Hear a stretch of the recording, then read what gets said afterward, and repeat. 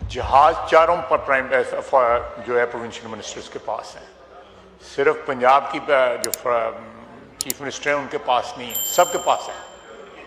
इसलिए कहना कि जहाज नहीं है, वो जो रिक्शा चलता था बनीगाला से यहाँ पे हेलीकॉप्टर जो है वो भूल गए, अब याद आ रहे हैं इनको जहाज जो है।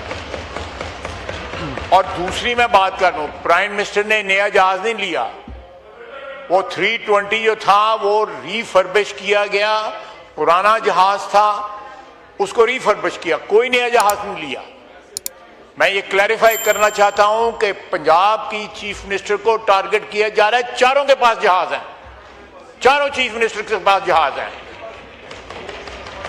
और फिर ये इस तरह की, प्लीज मेरा मतलब है हम यहाँ हाउस में बैठे हुए हैं, रिस्पॉन्सिबल लोग हैं, उधर भी रिस्पॉन्सिबल बैठे हुए हैं, इधर भी इस तरह की जो है, मैं लफ्ज़ नहीं इस्तेमाल करना चाहता, रंगबाजी अच्छी नहीं होती।